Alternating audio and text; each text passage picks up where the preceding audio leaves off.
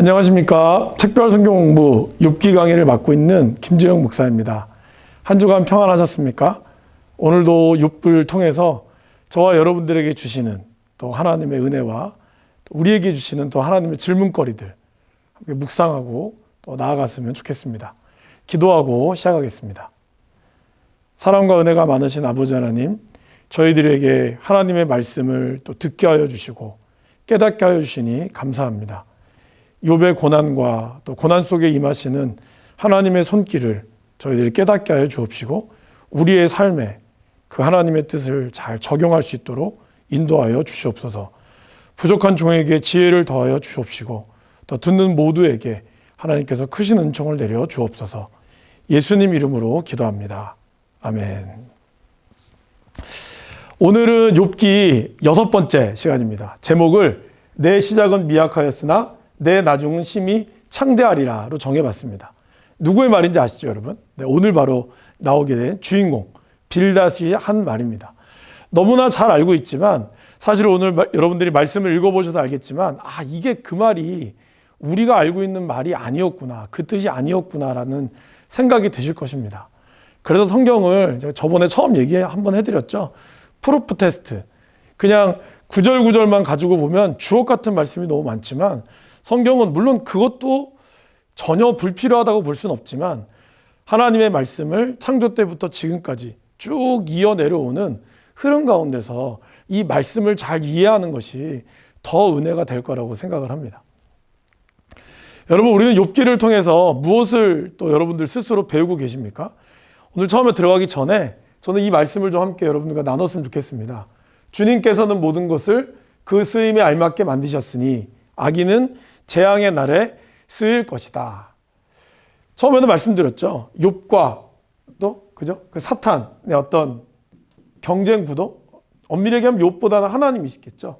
하나님과 사탄의 경쟁 구도는 당연히 사탄의 존재가 또 무너져야 되는 거지만 한편으로는 이 세상을 살아가면서 악하다 이런 것들이 주님이 다시 오실 때까지 계속해서 존재할 수밖에 없고, 그렇다면 하나님께서는 이것을 또 남겨두신 그 나름대로의 이유가 있다는 것이죠. 그래서 잠언 말씀은 악인은 악한 날에 쓰일 것이다 라고 이야기를 합니다. 물론 마지막 심판 때에 하나님은 악한 거에 대해서 완전히 벌하시겠지만 그러한 우리에게 주시는 하나님의 뜻과 의미들이 있다는 것을 우리가 좀 생각하면서 갔으면 좋겠습니다.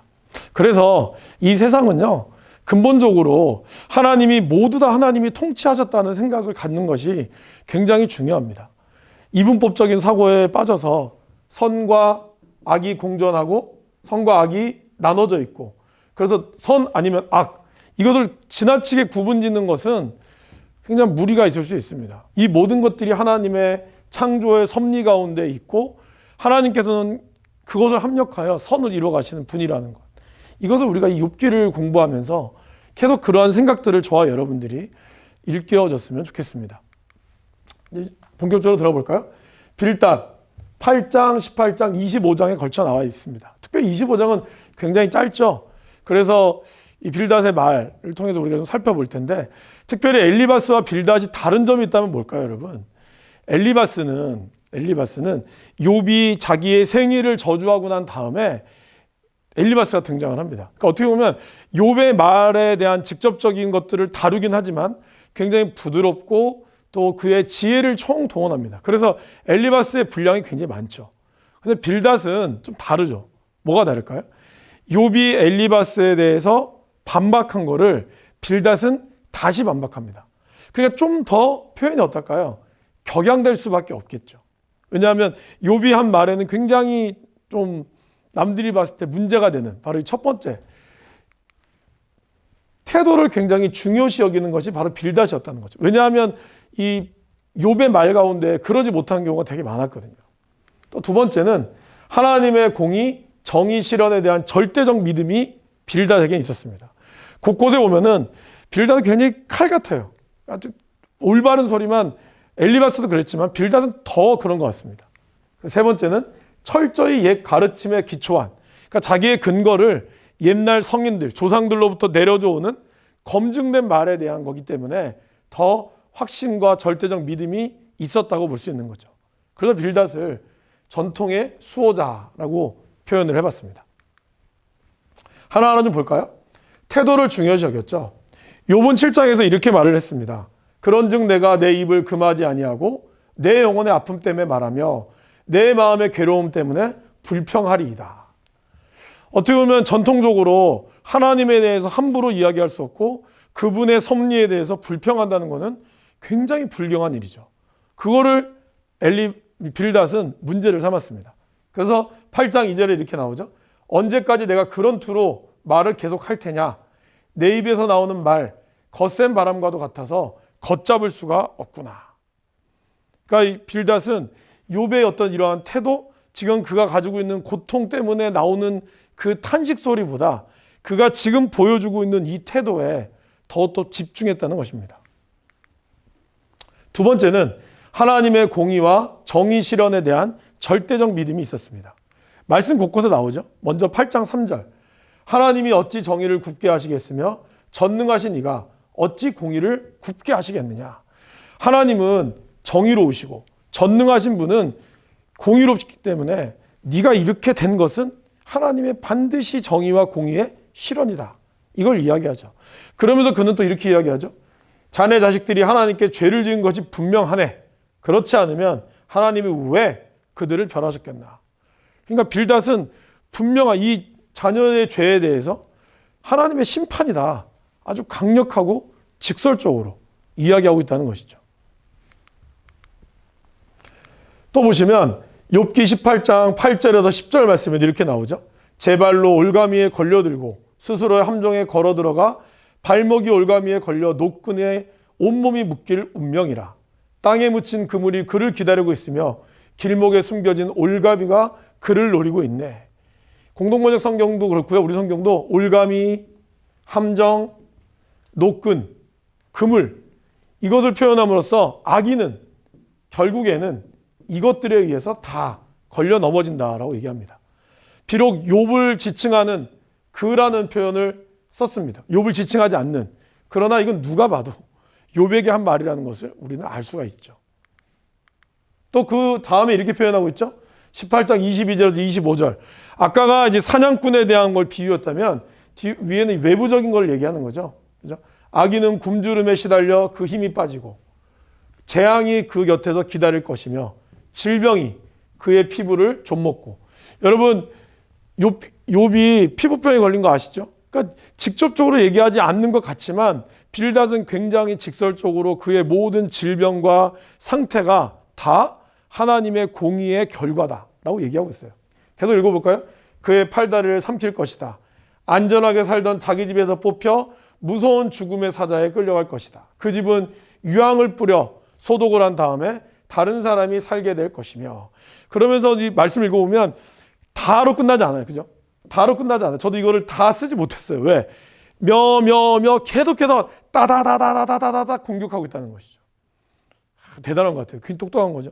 이러한 하나님의 공의에 대해서 그는 아주 논리적으로 이야기하고 있습니다. 또 25장 2절에 보시면 하나님은 주권자시오 무시무시한 분이시네. 우주의 모든 것이 그분의 계획대로 착착 움직이지.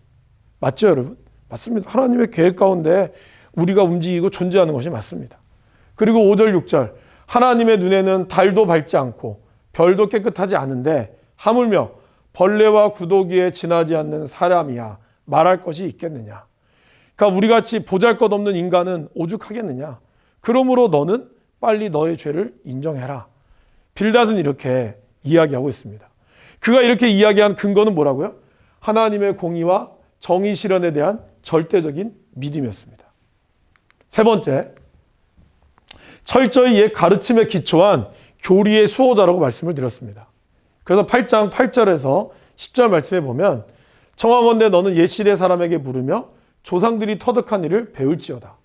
우리는 어제부터 있었을 뿐이라 우리는 아는 것이 없으며 세상에 있는 날이 그림자와 같으니라. 그들이 내게 가르쳐 이르지 아니하겠느냐? 그 마음에서 나오는 말을 하지 아니하겠느냐.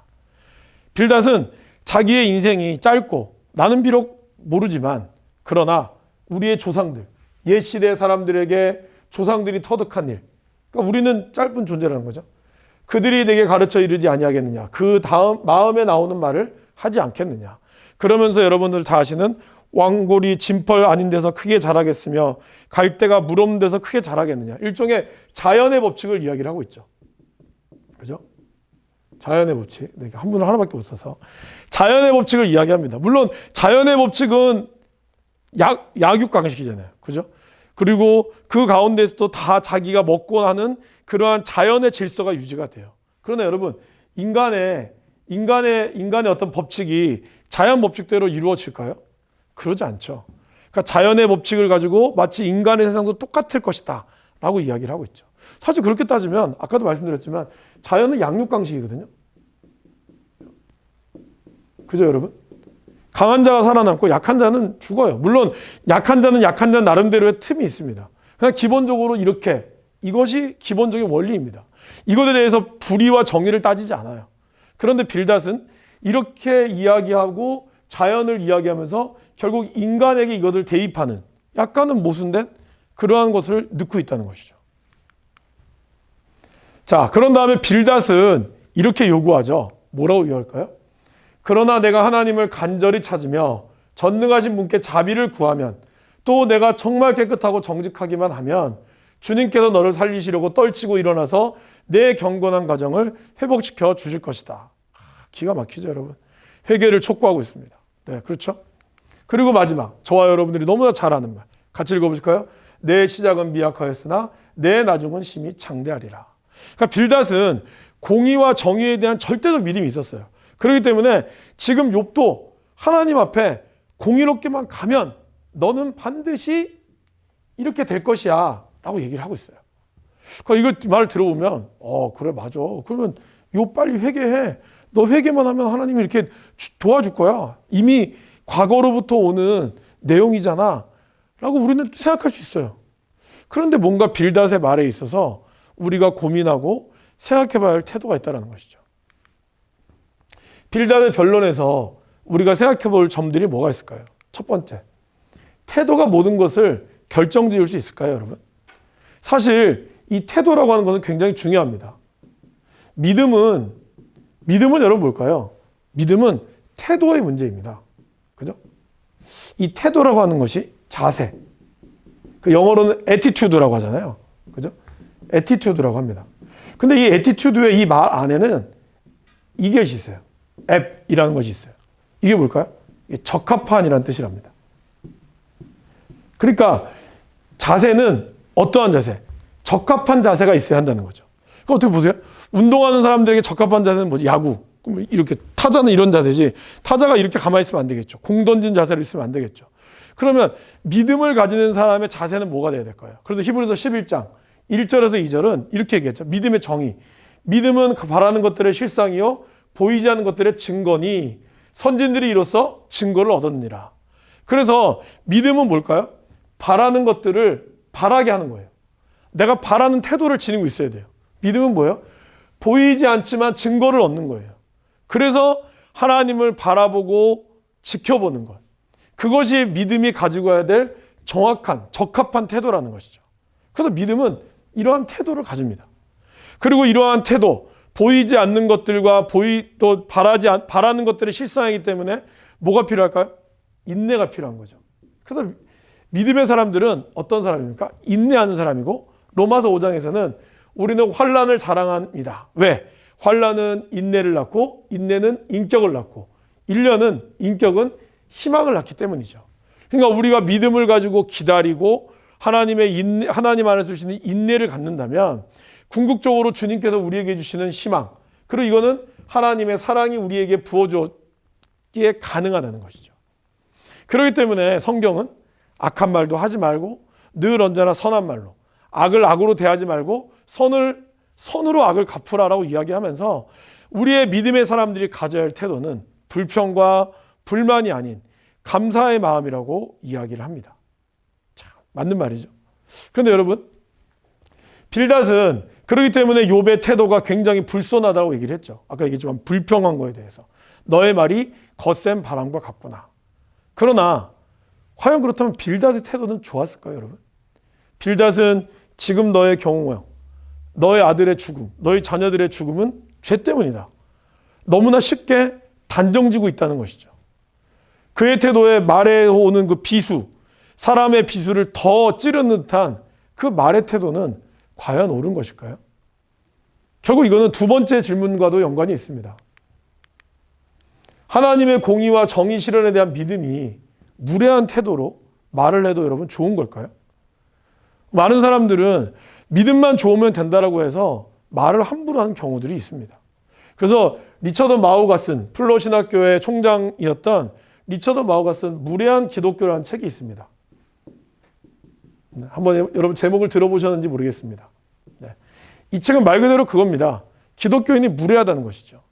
천국을 소유하고 있다고 해서 그 소유는 하나님이 우리에게 주신 선물이지 내 것이 아니죠. 엄밀히 얘기하면. 근데 마치 내가 천국을 소유하고 있기 때문에 천국 가지 못하고 지옥 가는 사람들은 다 잘못됐다. 뭐라 해야 될까? 틀린 말은 아니에요. 그러나 그 말은 우리가 해서는 안 될 말이죠. 왜일까요? 우리들도 사실은 천국에 들어갈 자격이 없었거든요. 하나님이 우리를 부르셨기 때문에, 우리를 택하셨기 때문에 우리가 비로소 얻게 된 거지 우리의 의로움이나 우리의 모습과 형편으로 들어간 것이 아닌데, 사람들은 마치 천국을 소유한 순간, 구원을 받은 순간 그 구원이 나로 인하여 이루어졌다라고 해서 함부로 무례하게 말하고 있다는 것입니다. 신학 또한 마찬가지입니다, 여러분.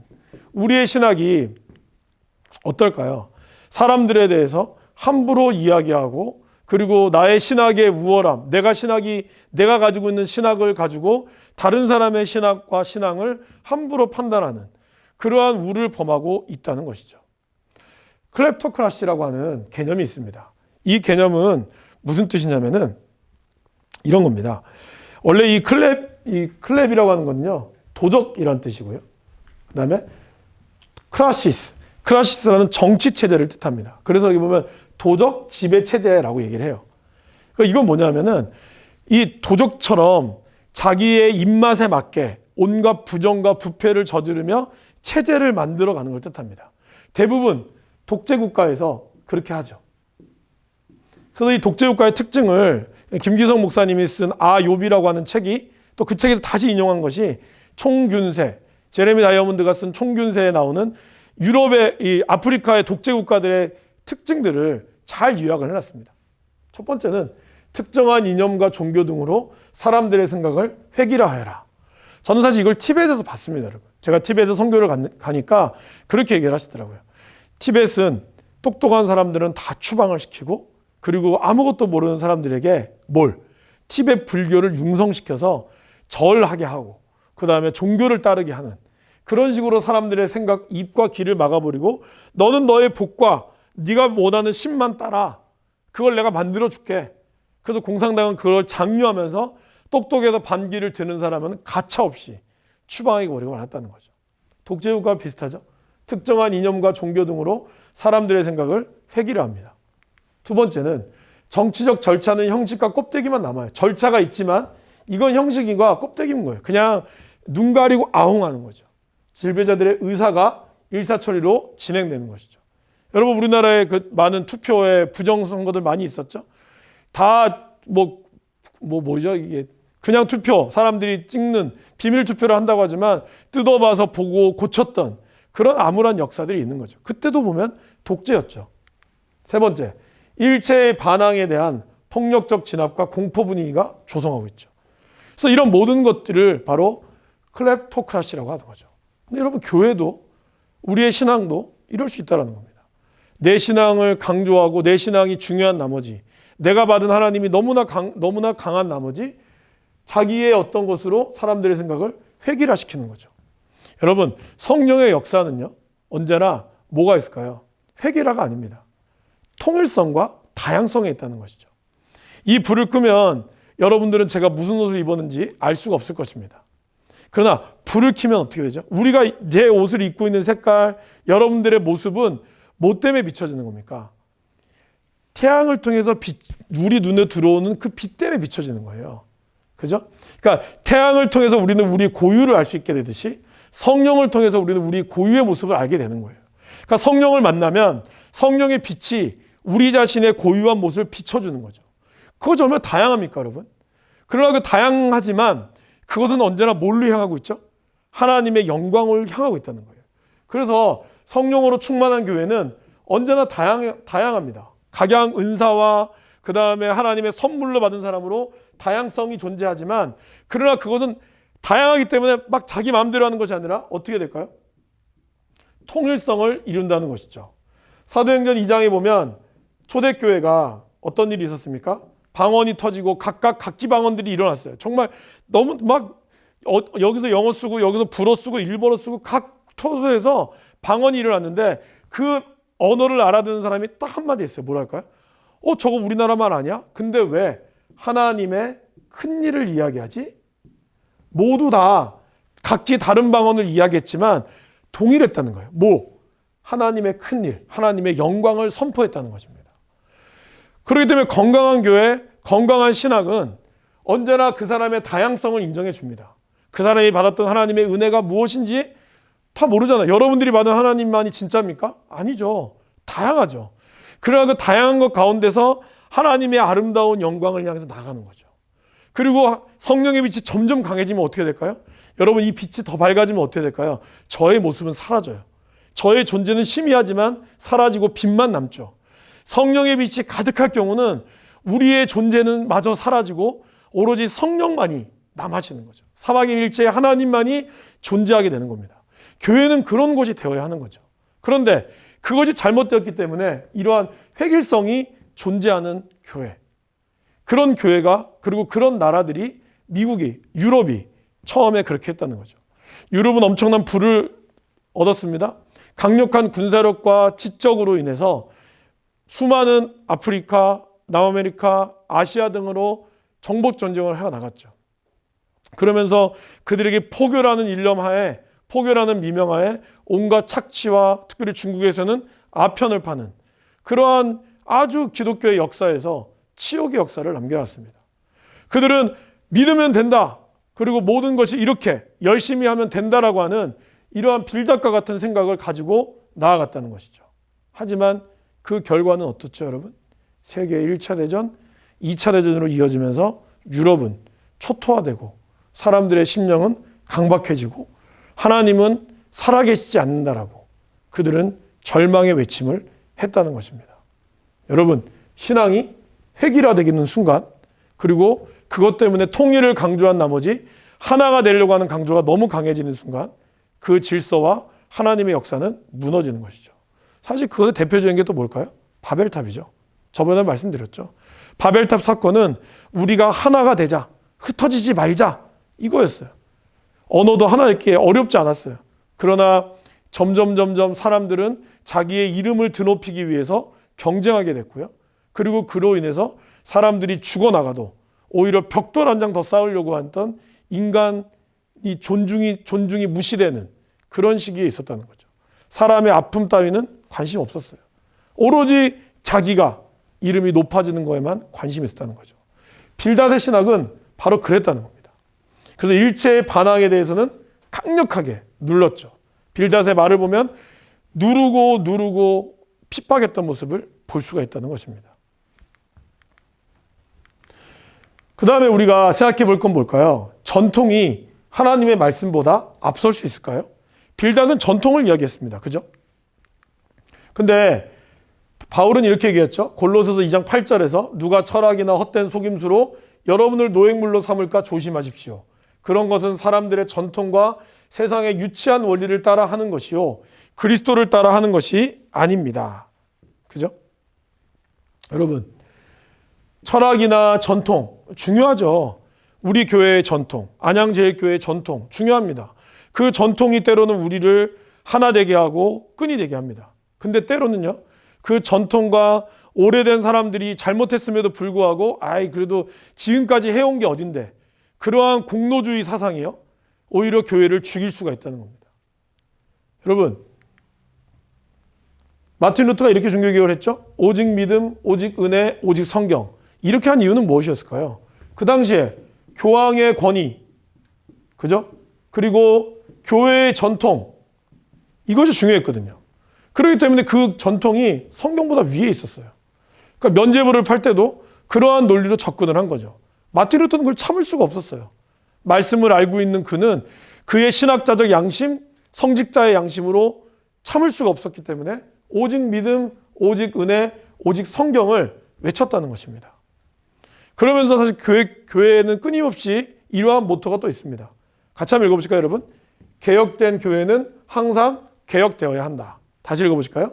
개혁된 교회는 항상 개혁되어야 한다. 맞습니다, 여러분. 이 말은 뭘까요? 작은 교회였던 우리의 마음 또한 늘 끊임없이 개혁하지 않으면 안 된다는 것입니다. 여러분, 처음엔 어떠셨죠? 처음에 우리의 신앙, 불타고 하나님의 은혜의 신앙, 오로지 믿음, 정말 말씀대로 살아야지라는 그 열망만 있다가 이제 조금씩 교회 생활도 익숙해지고 또 교회 안에서 영향력이나 또 나의 생활도 적당히 타협하면서 말씀을 말씀대로 살려가기보다는 말씀도 내 자의적으로 해석하고 뭐 좀 이렇게 하다 보면 뭐 이렇게 이런 거 좋은 게 좋은 거지 이런 식으로 넘어가고 있지 않습니까? 그러면서 우리는 점점 사단이 좋아하는 걸 하게 되는 거예요. 끊임없이 교회는 개혁되어지고 끊임없이 내 자신은 하나님의 말씀에 비춰서 변화되어지고 나가야 한다는 것이죠. 그것을 종교개혁, 얼마 전에 10월 31일 날 있었던 그 종교개혁 기념 주일에 담임 목사님들이 얘기하셨고 우리가 계속해서 여러분들이 듣고 있는 내용 중에 하나입니다. 여러분 이 말씀을 듣고 있는 이유도 보겠습니까? 나의 신앙의 정체, 내가 고민하는 이 고난의 문제들, 그것들 앞에서 하나님의 뜻을 묻고자 하는 거 아닙니까? 그것은 여러분들이 뭔가 변화하기를 원하기 때문이라고 생각합니다. 끊임없이 우리는 개혁해야 되고요. 선생님 말씀드렸죠. 우리는 끊임없이 이 욥을 통해서 제가 여러분들이 드는 해답이 아니라 여러분들 스스로 하나님이 이 공부를 통해서 깨닫게 되는 나에게 말씀하시는 것을 찾아가야 한다는 것입니다. 이거를 놓치면 안 된다는 것이죠. 자, 네 번째. 빌닷의 해법이 과연 옳을까요? 아까 빌닷이 했던 거 기억나시죠? 기도하면, 네가 정직과 청결하면 하나님이 너의 기도를 들어주실 것이고 그리고 너는 어떻게 돼요? 지금은 미약하지만 심히 창대하게 되리라 얘기했습니다. 그런데 이렇게 얘기했습니다. 율법은 범죄를 증가시키려고 끼어들어온 것입니다. 그러나 죄가 많은 곳에 은혜가 더욱 넘치게 되었습니다. 희한한 은혜의 본질이죠. 죄가 더하면 끝날 것 같은데 오히려 이 죄 속에 그리스도가 들어가 있으면 은혜가 넘친다는 거예요. 성경의 원리는 뭘까요, 여러분? 성경의 원리는요, 물론 죄인은 당연히 심판을 받게 되겠죠. 회개하지 않으면. 그러나 이 죄를 뛰어넘는 하나님의 은혜가 있다는 겁니다. 이 은혜 아래에 있는 자는 어떻게 될까요? 정직과 청결을 한 생활을 할 수가 있다는 겁니다. 그러니까 오늘 빌닷의 말에는 무슨 맹점이 있냐? 죄가 은혜의 조건은 아니지만 은혜는 죄의 현실을 뚫고 우리에게 돌입하는 하나님의 선물인데 빌닷의 말에는요 공적주의가 있다라는 거예요.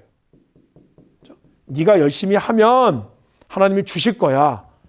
네가 교회를 열심히 다녀야 너는 구원을 받을 거야. 그건 여러분 공적주의입니다. 여러분들이 착하고 신실하다는 거 하나님 앞에 여러분들이 얼마나 착해야 될까요? 여러분들이 얼마나 의로워야 돼요? 하나님 앞에 과연 의로울 수 있을까요? 아무도 없습니다. 오로지 우리는 주의 은혜와 은총 아래에 있는 거죠. 보통 이 어떤 구원의 단계를 칭의, 그 다음에 중생, 성화, 그 다음에 이제 마지막으로 영화를 쓰거든요. 이 네 가지의 단계를 얘기하지만 네 가지의 단계가 꼭 이렇게 계단처럼 올라가지 않습니다. 동시에 일어나기도 하고요. 끊임없이 우리는 이것을 반복해가며, 제가 말씀드렸죠. 이렇게 반복해가며 우리는 일어납니다. 하나님 앞에 물론 이 칭의는 한 번 하나님이 택하심 받은 것은 선물이기 때문에 어느 누구도 빼앗을 수 없지만 우리가 끊임없이 중생과 성화와 영화의 과정은 하나님의 은혜 가운데서 계속 은혜를 받으며 나가야 한다는 것이죠. 그렇기 때문에 우리가 하나님의 은혜 없이 칭의도 하나님의 거저주는 선물이잖아요. 그죠? 여러분들이 구원받을 자격이 있어서 받은 게 아니라 하나님의 은혜로 우리는 믿음으로 말미암아 선물을 받았죠. 그럼 그 다음에 이 모든 것들은 우리의 노력이 필요하지만 우리의 노력만 갖고 될까요? 천만의 말씀입니다. 이 안에도 하나님의 은총이 들어가 있어야 되고 하나님의 은혜가 들어가 있어야 한다는 거예요. 근데 빌닷은 마치 네가 열심히 하면 될 거야 라고 그에게 공적주의와 그 다음에 또 다른 어떤 공로주의를 얘기하고 있다는 것이죠. 이것이 굉장히 위험합니다. 우리가 그렇기 때문에 저와 여러분들이 구원을 받은 조건은 뭡니까, 여러분? 우리는 구원을 신분으로 받은 거지 수준으로 받은 게 아니에요. 그죠? 이 차이를 아시겠습니까, 여러분? 어느 정도 수준에 도달해야 구원을 받는다? 그럼 우리 구원 못 받습니다. 저도 마찬가지고. 하나님이 우리를 신분 상승을 시켜준 거예요. 원래 거지였다가 왕자로, 원래는 죄의 자녀였다가 하나님이 십자가 못 박혀 죽으심으로 우리를 어떻게 해요? 하나님의 자녀로 세워졌던 신분 상승이 이루어진 거죠. 그러면 이제는 우리는 그 신분에 맞게 살아가는 거지, 이 신분이 되기 위해서 살아가는 게 아니라는 것이죠. 근데 빌닷의 말에는 마치 그러한 말이 숨겨져 있다라고 얘기하고 있습니다. 이것을 우리가 고민해 봐야 한다는 것입니다. 자, 그래서 우리의 삶에 적용을 한번 보시면, 첫 번째, 여러분들의 신학은 어디까지 왔습니까? 여러분, 신학이라고 하는 것이 뭐 저처럼 성경 신학 공부했다고 해서 신학이 아니라 여러분들이 말씀을 읽고 여러분 삶에 적용하는 모든 영역들이 신학입니다. 그렇다면 여러분들의 신학은 어디까지 왔어요? 아까 얘기했던 옳고 그름, 그거, 죄, 아니면 뭐 선, 이거예요? 아니면 이거를 아우르는, 이거를 그것 너머에 있는 하나님의 은혜를 바라보는 신학까지 있습니까? 빌닷의 신학은요, 맞는 말이에요. 그죠? 근데 참 맞는 말을 얄밉게 한다. 맞는 말을 네 가지 없게 한다. 이렇게 표현할 수 있어요. 그죠? 빌닷의 말에 틀린 말이 하나도 없어요. 빌닷의 말 자체를 부인하면 안 됩니다. 그러나 그 말에는 뭐가 없을까요? 따뜻함이 없어요. 여러분, 신앙은요, 기본적으로 불입니다. 불. 그죠? 그 뭐 뜨거운 불도 되지만 기본적으로 따뜻함이 내재져 있어요. 예수님께서 제자들을, 엠마오로 가는 제자들에게 얘기 나눌 때 우리의 마음이 뜨겁지 아니하냐라고 얘기했거든요. 하나님의 말씀을 듣는 사람은요, 가슴이 뜨거워질 수밖에 없어요. 베드로와 요한도 성전 미문에는 안진뱅이를 봤을 때 갑자기 주목했어요. 그거 왜 그럴까요? 그 마음이 뜨거워진 거예요. 이 미문에 앉은 안진뱅이를 향해서 뭔가 하나님의 말씀을 전해주고 싶은 뜨거운 그 사랑이 있었거든요. 빌닷의 신학에는 뜨거움이 없어요. 그의 말이 틀렸진 않았지만 그의 말엔 따뜻함이 없다는 거죠. 제가 신학교 다닐 때 교수님이 이런 얘기를 했습니다. 신학한 사람은 머리는 차갑게, 그죠? 가슴은 뜨겁게 라는 말을 해주셨어요. 그럼 뭘까요? 우리가 신학을 바라보는 자세는 냉철하고, 그렇지만 영혼을 바라보는 마음은 뜨거워야 한다는 거예요. 근데 많은 사람들이 머리가 뜨거워. 열받아서. 뭐 종교 싸움 하면은 마치 하나님의 말씀을 대변하는 듯한 머리는 뜨거운데 가슴은 냉랭해요. 지금 우리의 교회와 여러분들과 제가 그러지 않습니까? 가슴은 뜨거워, 가슴이 뜨거워야 되는데 머리만 뜨거워. 나하고 반대되는 사람이 있으면 죽일 듯이 뭔가 좀 비리가 있지 않나 이걸 찾아본다고 머리는 굉장히 뜨거운데 가슴은 냉랭해요. 그 사람이 슬프든 말든 눈물이 없어요. 따뜻함이 없어요. 과연 이러한 신학이 우리에게 맞는 신학일까요? 빌닷의 신학은 과연 그것을 얘기하고 있습니다. 여러분들의 신학은 어디까지 왔습니까? 마지막으로, 여러분 따뜻한 사람이십니까? 제가 신학교 다닐 때 교수님이 그런 얘기를 하셨어요. 정말 예수 잘 믿는 사람은 정말 따뜻한 사람이다. 그 말이 참 가슴에 와닿습니다. 그리고 신학교 때 선배님들이 그러시더라고요. 늘 들었던 말, 목사가 되기 전에 인간이 되어라. 그 말이 목회의 짧은 기간이지만 하면 할수록 많이 느낍니다. 아, 진짜 하나님을 사랑한다는 것, 정말 그것은 사람을 사랑하는 거구나. 나에게 맡겨주신 성도님들 영혼을 진짜 사랑하는 것이구나. 저희 집 가훈이 하나님을 영화롭게 사람을 귀하게 합니다. 늘 그 가운데로 살려고 하는데 안 될 때가 많더라고요. 여러분, 따뜻한 사람입니까? 우리가 진짜 예수를 잘 믿는다는 것은요, 진짜 인간적이라는 거예요. 세속적이라는 게 아니라 정말 영혼이 아픈, 영혼이 예수 믿지 않는 거에 대해서 안타까워하고 그 영혼을 위해서 기도해 줄 수 있고 안타까운 눈물을 흘릴 수 있는 사람. 그러면서도 냉철하게 하나님의 말씀을 연구하고 바라볼 수 있는 사람이라는 것입니다. 여러분, 그런 사람이 되기를 바랍니다. 마지막으로 욥기는 말씀드리죠. 묵상하는 것으로 숙제를 대신하고 있습니다. 잘하고 계시죠, 여러분? 제가 중간에 한 다음 주나 아니면 그 다음 주쯤에 여러분들이 잘하고 있는지 그냥 설문지는 아니고 그냥 처음에 냈던 대로 동그라미 치라고 한번 올릴 거예요. 그러면 그거 보시고 잘하고 있습니다. 아니면 뭐 중간에 포기했습니다. 뭐 그렇게 하여튼 표시해 주시면 여러분들이 잘하고 계신 걸로 알겠습니다. 다음 주는요. 이 빌닷의 말에 대한 욥의 또 말이죠. 9장, 10장, 19장, 26장입니다. 읽어오시고 또 그 가운데 여러분 욥이 되어보기도 하시고 욥의 그 변론의 마음으로 여러분들이 서셨으면 좋겠습니다. 또 강의 함께 해주셔서 너무 감사합니다. 한 주간도 평안하십시오.